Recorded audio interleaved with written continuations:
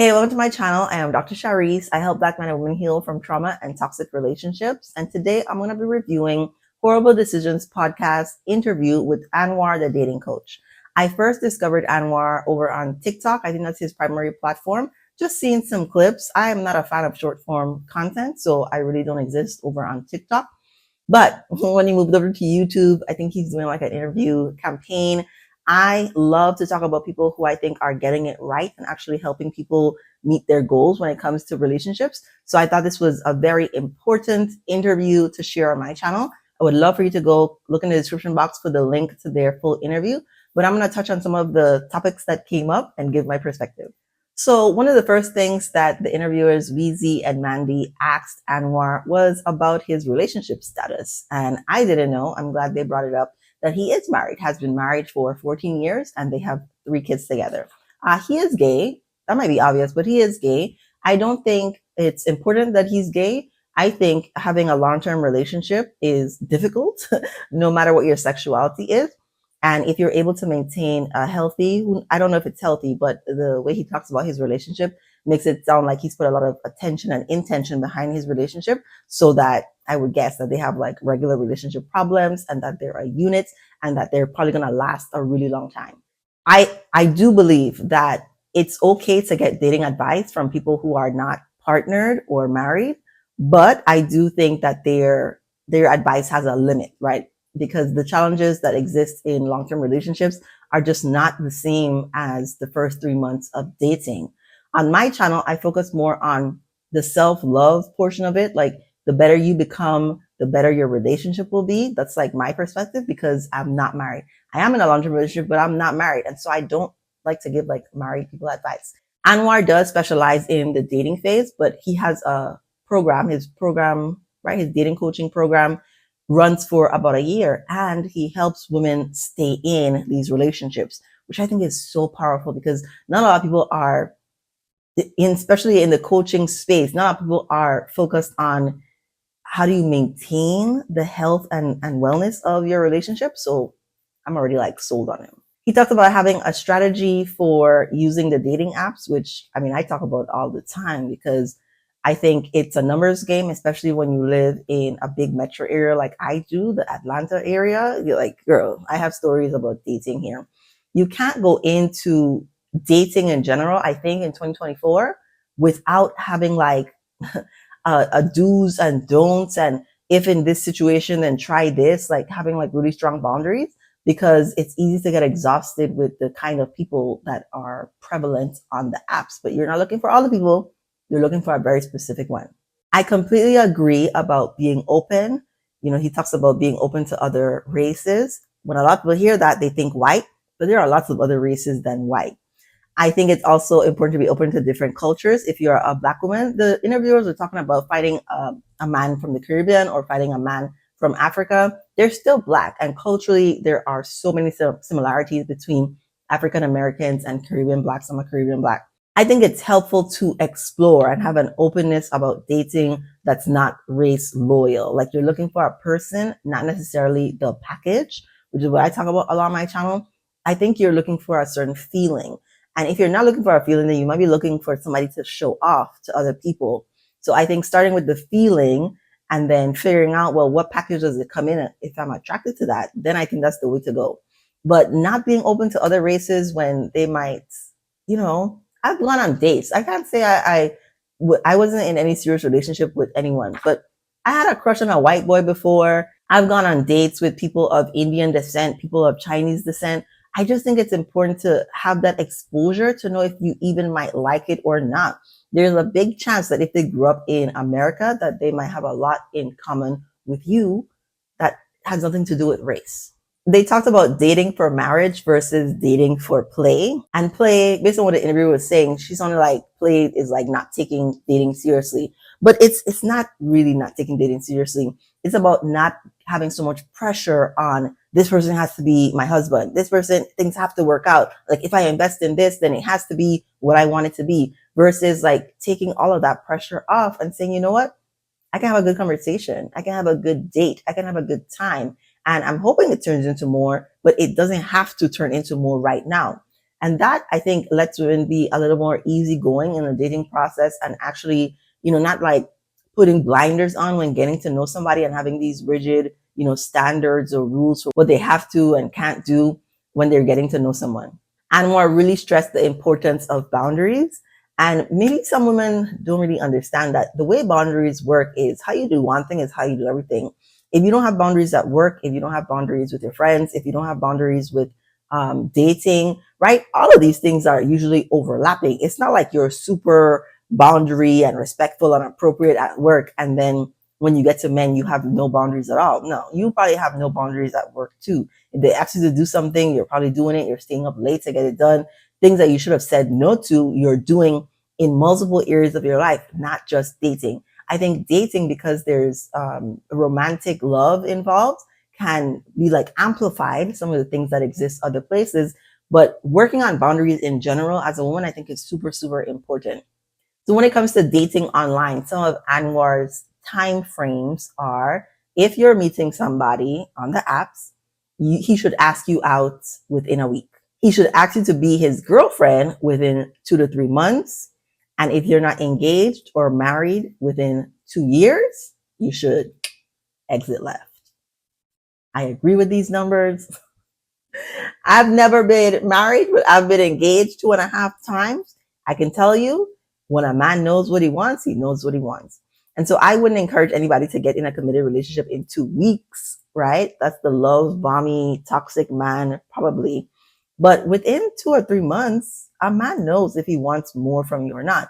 A woman definitely knows because she's been paying attention, and we've been conditioned to be overly focused in relationships and taking stock and notes and what's going on and do I like it or not. I think 2 to 3 months is a perfect time frame. It's what I've experienced, and it's what I think makes the most sense for when you're getting to know somebody. That's enough time to know if you want to take that next step.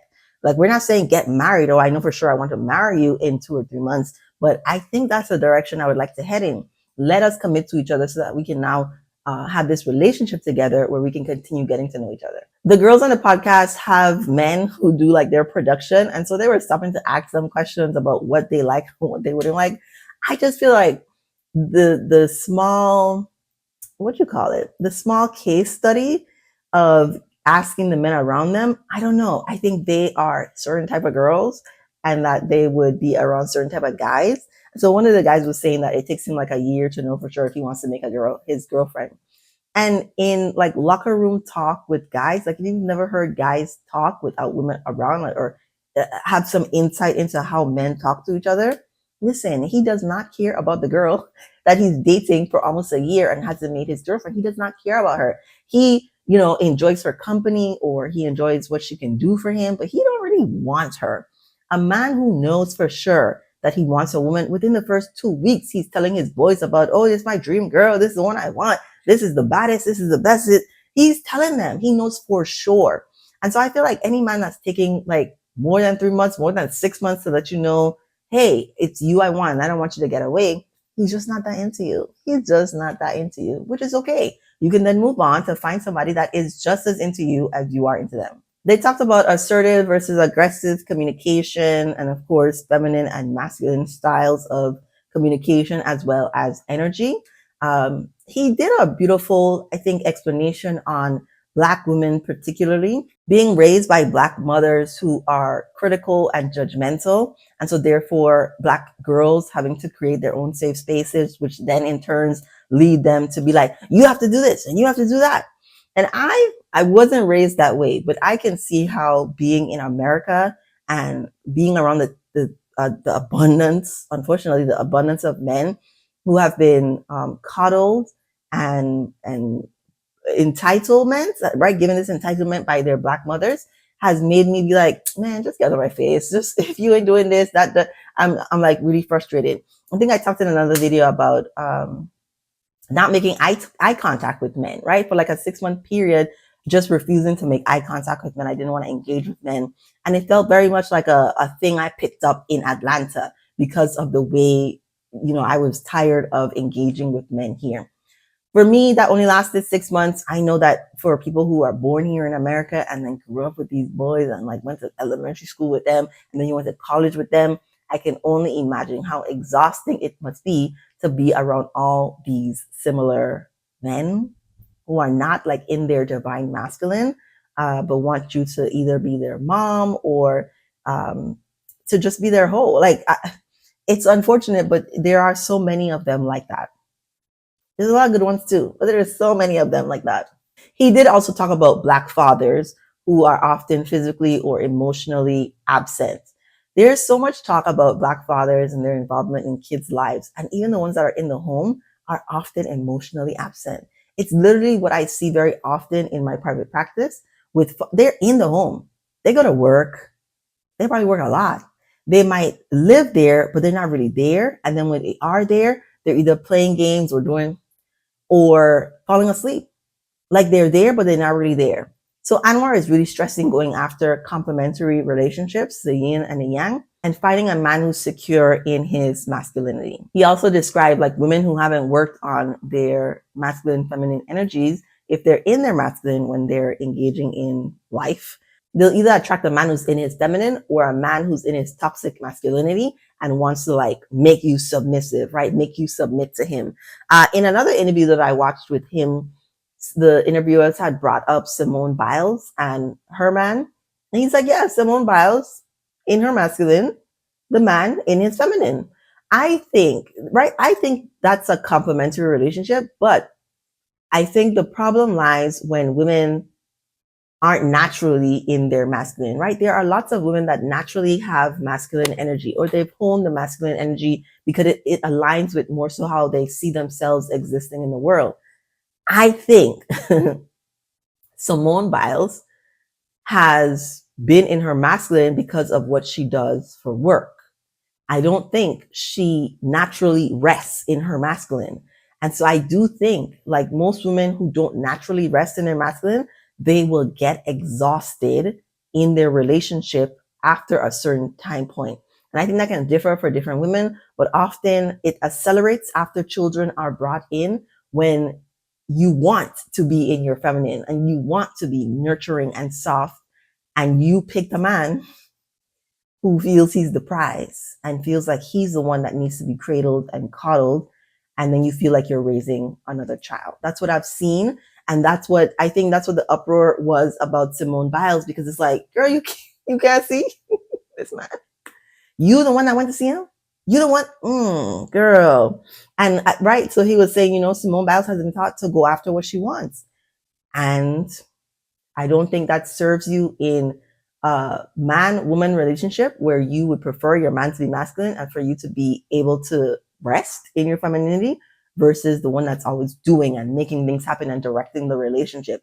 Like, I know that the idea of like being led in a relationship can seem archaic to some people, but I do think most women would like their man to have ideas that they can co-sign or add to, versus always being the one coming up with everything.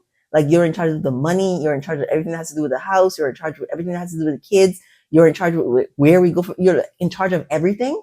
I just think that's exhausting and not what most women would desire.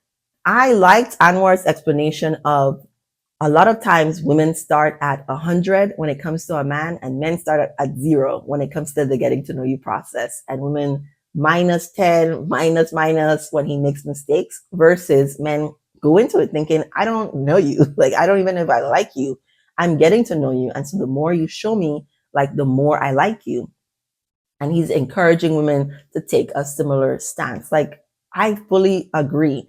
Going into dating experiences, like, it's a blank slate. Like, the paper is blank and I'm going to be writing things on there. I'm not actually writing, right? But I'm putting things on the list, observing who this person is. Okay, arrived in real shoes. That's super important to me.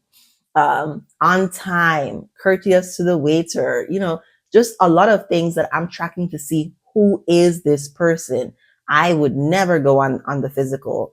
And even one of the interviews, I think it was Mandy, was talking about, in her dating, physical has always been most important, and like the emotional needs and the intellectual needs have not been that important. And Anwar was explaining, well, that is very common for a lot of women who have not fostered their emotional intelligence side and don't really know how to be vulnerable. And listen, physical has never been that important to me. I mean, you look like a human, right? You look like the people you came from. If you're good to me, if I feel good when I'm around you, I'm probably gonna like you, right? There's definitely markers or things or factors that are unattractive. But if you are like a person, like a regular person, a healthy person, I think for me, that's good enough. I've never said I needed my man to be fine. I've never said I need my man to be a certain height. Like, I need to feel safe around you. And I don't think a certain height makes me feel that. I think a certain energy and presence makes me feel that. They talked about sex around date 3. And while I feel like that's common, and even if I think back on some of my own relationships, that's common. As a person who hasn't been led by the physical and has also dated while celibate, it's not my experience that sex always has to happen around date 3. I'm trying to remember when me and my boyfriend did it. I don't really remember. It wasn't so much time it wasn't so much a time because we had already kissed. It wasn't so much a date 3. I think it was more like of a feeling of readiness. I think it's important to delay sex until the emotional connection has been made. And so it was either like right when he was asking me to be his girlfriend, or like right after, like a week, something like that, or a week after, week before, something like that, when it was very clear that we were investing a lot of time together, we were prioritizing each other. And so it just made sense that what we met in May, he asked me to be his girlfriend July 1st, that around that time, we wanted to also explore the sexual part of each other. The way they talked about it was something different about, but I think part of the framework, and I'm going back and forth about doing, the podcast is called Horrible Decisions, right? They exchanged money and things for their bodies in their past. I'm thinking about, I don't think I want to do a whole other video about it, but part of their perspective and why I think it's interesting to talk about, because my perspective is much different, right? I never frequented strip clubs. I've never viewed men as being only good for money and sex. Their thought patterns, I don't know if you share it too, but part of it is like this belief that you have to prove something to a man, or that you have to audition for a man so that he can pick you. And while I have, right, in my much younger years, viewed women as competition, didn't last long, but did view women as competition, and wanting to be chosen, I can't really say I felt like I auditioned for a man, or I felt like I needed to perform in order for him to like me. I don't know. I've always felt like I was thebomb.com. So not always, but always, you know what I mean? Right. So the point they were trying to make is that if they don't have sex around date 3, then they'll feel like they have been friend zoned, or that the men will think that they don't view them in a boyfriend type of way, and that they just want to be friends or something. I've never had this experience. I've just never had this experience. And maybe it has occurred, but I've just never had this experience. This has never been my perception of delaying sex. They asked a question about if women are really getting their dream guy, the man they want, or if they're kind of settling. They didn't use the word settling, but they wanted to know if they're kind of settling. And Anwar was explaining that there are about half the women that he coaches who, from the first date, she was like, oh, this is it. This is it. But then there have been others where it's what he calls a slow burn, a getting to know you process. I the spark per se, and I would say, because I don't like a lot of people, I think I've called it a spark in myself when I feel like I connected with somebody in a kind of way, because I don't know, I don't have a lot of crushes, and I've been on so many first dates and just felt unimpressed, uninterested, disconnected from the person I'm sitting across from, that when it does occur that I'm impressed or interested or feel connected, I used to call that a spark. I don't call that a spark anymore. I feel like it's a beginning of interest that then I can build upon. I used to feel butterflies. It wasn't like a permanent thing in relationship. But I remember a time where, sometimes I felt butterflies. Butterflies, I think, are a sign of anxiety and not feeling safe. I would not trust butterflies as a sign that you like somebody. But I do believe in like the slow burn, and that if a man is not exactly your type, because like what even really is your type, the ones that haven't worked out before, what, who you feel most attracted, I think it's more of a you felt most comfortable with. But that even if a man is not your type, or I think you think he would not be desired by a lot of people, that you can still fall in love with a man that's not exactly in the 1% or the top 10% of attractive men. So I totally co-sign getting to know people slowly, taking your time and figuring out if there's not any attraction, by day 3 at the end of month 1, if there's no physical attraction, if you don't want to see this person naked, then I would say let it go. But if it's starting to, you're like, I look at that, or, I think there is more reason to stay and get to know the person and give them a chance. They made a point here about men needing space to fall in love and women really enjoying spending time together, connecting to fall in love. And I think they were trying to suggest that you make yourself unavailable for a man so he can fall in love with you. I disagree. While I do not agree with marathon first dates or 3 dates in 1 week when you're just getting to know a person, I do believe in you having a life and not always being available and accessible, which is why I strongly encourage you to date yourself, to have hobbies, to have friends, so that you literally are unavailable all the time. You have things that you're doing, even if you're at home. Like, somebody has to take care of these plants, bro. And if I had a plan on Wednesday night to take care of the plants, no, I can't do Wednesday night. I could do Thursday though, right? We could go somewhere on Friday or the weekend if you want to, but not always be available. I think that fosters like healthy boundaries between two people who are strangers and are in the getting to know you process. He mentioned long distance dating. I think earlier in the interview, he had talked about setting up his dating apps in different countries to just, swing his line out there. And that within the first month, a person who's very interested in the EU should be flying you out or flying themselves out to set up a physical in-person time to spend together. There's nothing I disagree about there. I think people with money are the ones that should be doing long distance dating. And if not, there needs to be a plan to meet. And then after y'all meet, if y'all really, really, really like each other, there has to be a plan, a timeline for when you all are going to be in the same place at the same time. Because those long distance relationships, when they go on indefinitely, usually don't last, because a relationship is not part time. You know what I mean? Like, it's just not gonna last because it's so difficult to connect when sexual intimacy is an important part of a relationship. Yeah, y'all could do virtual shenanigans, all that stuff, but a real relationship where you all trigger each other, support each other, happens in real life. And real life is not a 12-hour time zone difference. You got me?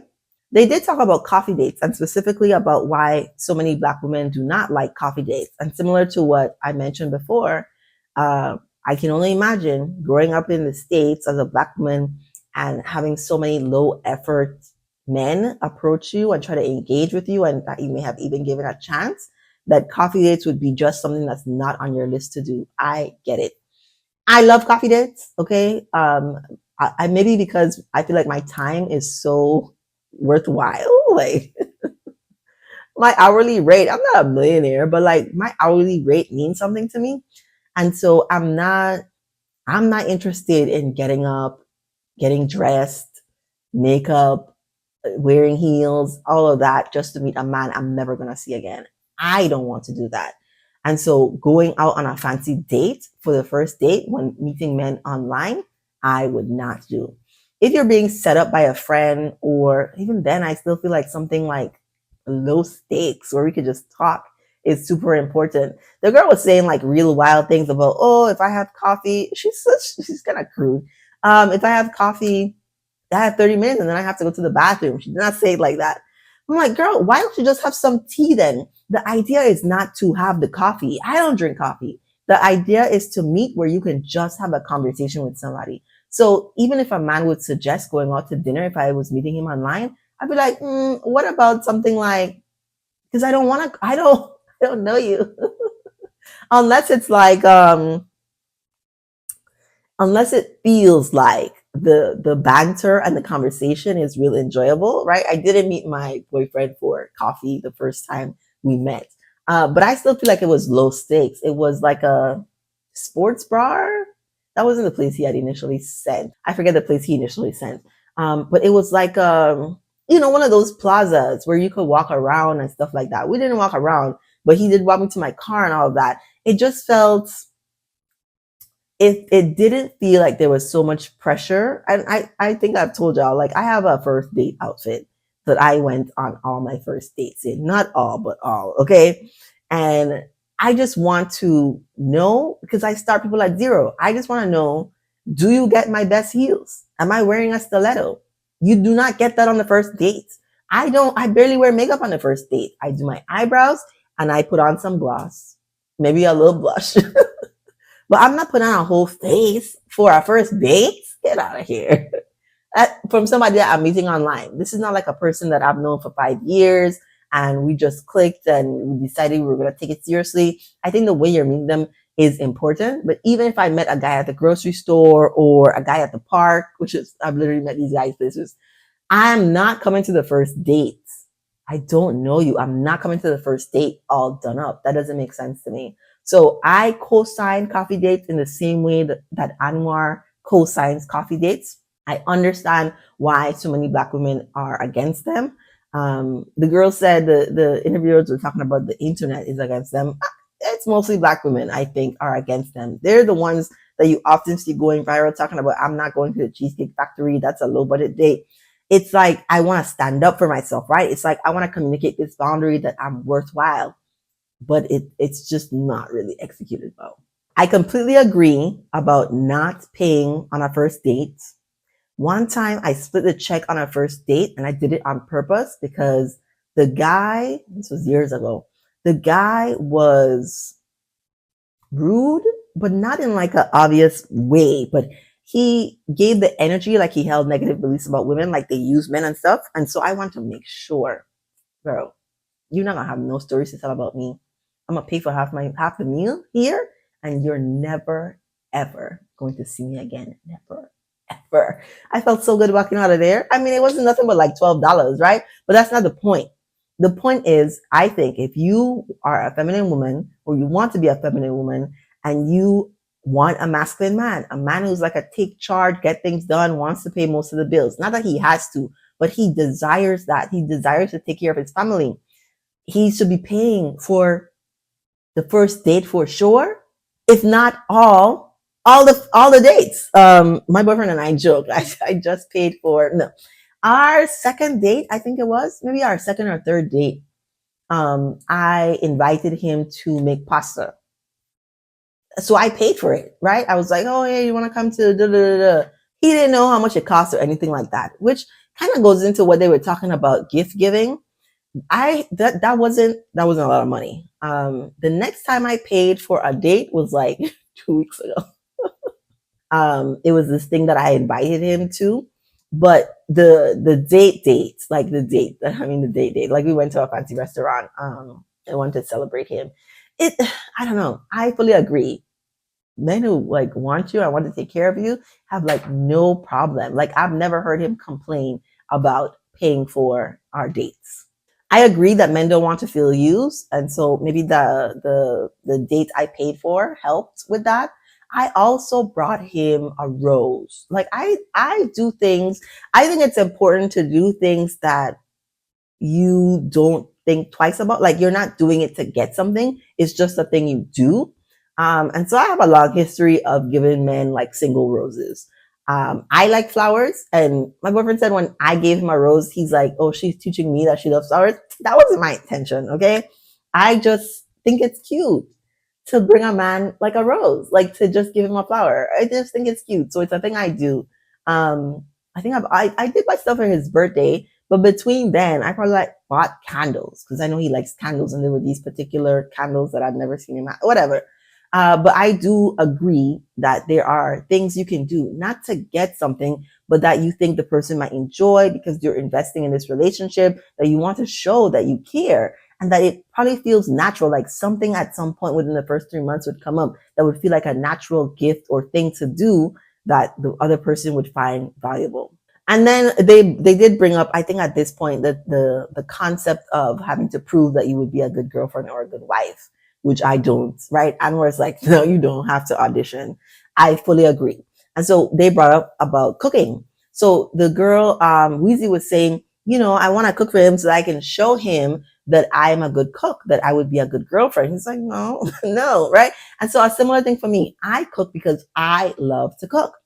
I love to cook and I love watching people eat my food. I am not cooking because I want you to know that I am a good cook and I can provide food for you, a meal for you when you come home. I don't even know if I want to keep you around, right? This is just a thing I really enjoy doing. And so by the time we get to me inviting you into my space, I want to cook. Like I want you to be in my space and eat my food. And I want to watch you eat my food. I'm not doing that to prove anything. I'm doing that to share an experience with you and to see the benefits of you enjoying my food because it brings me pleasure. As a rebuttal to that, the women were talking about men having options and this idea of the competition. And so then why would he pick me if, his last few girlfriends are beautiful and smart, and educated and blah, blah, blah, blah, and has a good job. And so Anwar brought up like, yes, okay, statistics are real. It is true that in terms of like eligible men, it is not even. And in terms of men who are also like well-to-do, it's definitely more rare than common. But you are still the one that gets to choose. And that is definitely the perspective that I take. Even though the odds or the statistics are stacked against Black women, you don't have to view it that way. You can just really enjoy the dating process and the getting to know you and find somebody who meets your interests, your goals, your standards for life, shares a vision similar to you and what you want your life to be. And you can choose them and then they can choose you versus feeling like you have to prove yourself to be chosen by a man who do you even really want? I always think that's the question women should be asking themselves. Is this what I want in everything in life? Are you happy? Is this what you really want? And if it's not what you want, what do you really want? Everything else they talked about was like a revisiting of what they had discussed before. I have like passive and active pressure to choose Black men. You do not have to be the one that keeps the Black race going. Unfulfilled relationships with fathers and difficult relationship with mothers, fueling people's approach to relationships with the opposite sex on both sides, right? Even the decisions men make about who they are choosing to date and partner with and give a chance or not give a chance. A lot of it has to do with their early relationships. I mean, that's just a psychology thing to me. It's the way I frame people's relationships. We're recreating and trying to get the opposite or something similar to what we experienced. They mentioned again about having sex too early. I said there are exceptions to the rule. I often think of Chrissy Teigen and John Legend because she was a video girl. And after the video was done with him, the first time she met him, she had sex with him and they've been together ever since, right? That I think is atypical. Most men, if you have sex with them the first night, unless you are their dream girl, they have discarded you in their mind. They're like, you're definitely not like relationship. That's the rule. You're definitely not relationship quality. And then I didn't name his system, PIE, about physical, intellectual, and emotional, and about how a lot of women put all this emphasis on the physical versus prioritizing the emotional connection, which is why, divorce is so high and there's so much difficulty and discourse in the dating world because people are not really connecting, like genuinely. They did add financial, which I think is super important. I talk about finances here on my channel. I think a lot of relationships end because of finance or sex and it's not about how much money you have or don't have. It's about your ideas about money and how you spend the money that people often disagree on that causes difficulty. And then the sex, I do think sex, sort of like cheating, is a symptom of a greater problem. If you're not having sex with your partner or the type of sex you would enjoy, it is probably because you all have not connected. You all have not had conversations. You are not emotionally bonded to be enjoying your sex life. And then the last thing about dating famous men. They were like, what are your thoughts about dating famous men? Because for a lot of my girlfriends, I haven't really seen it work out. And he's like, don't. Don't. I mean, I could have told you that. But the thing about famous men and men who have a lot of prestige and status is they're highly desired, right? They also have their pick and also have access to whatever they want.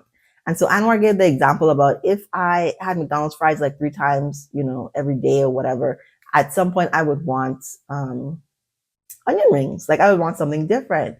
And I do think it's a similar thing, especially for men who are so testosterone driven and view sex in a different way than women. He's going to want to try different things. Like that's a common thing. And so we can even see on the news, like men and the men in power and all the inappropriate sexual things that they've done to enact their power and control against other people, even if they're not like to that extreme, being like controlling to people. The things they like to do sexually are typically outside of what most people would consider like normal sex, right? You can think of all the things. And so is that really what you want to do? And so the podcasters identify as bisexual. And so they really enjoy women as well and group interactions as well. But I don't think that's most women. And I think that's specific. Remember, the podcast is called Horrible Decision. I think that's also part of their own history and exposure to certain things that make it comfortable or something that they would desire now. Like I don't know. When I think about the first time I ever had Thai food, right? I had massaman curry. If I had never tried Thai food, I would never have gone to Thailand. But I did a whole 2 week experience in Thailand because I like this, right? I like this. And so I think a similar thing happens sexually with men and women. And if people aren't really inclined to say no to me and yada, all the things. But I think any interview that you look at with Anwar, because he has several here on YouTube, I think would be beneficial if you have not had the sort of success in dating as you would like, because he's really talking the truths of dating. I did go look on his website. I think it's like $7,000 to work with him for a year, which I think is very reasonable for a coach over a year. I think coaches who are billing 10,000 or more are pricey. But 7,000, I think a lot of people can make it work. I think it's like 700 a month. I don't need him, but honestly, I wish I could talk to somebody who's gone through his program to, interview them and see what it was like for them. But the energy I get from him, I think is really positive and loving. And I think he's really here to help on this mission to help women of color be partnered and in the relationships that are fulfilling to them. So I would recommend you at least listen to some of the things that he's saying. And if you have the money and feel so inclined, book a consultation with him, schedule your coaching with him. He does have courses, but I'm on the fence all the time about courses because I feel like what would be different than what he's talking about on YouTube. They're like self-paced. So I'm just like, just watch his YouTube videos and see if you like him. Let me know if you have any questions about the topics or what you think about, this whole dating and online space and how to do it and what's the best and all the things. Share this video with a woman you think would benefit. And thank you for watching.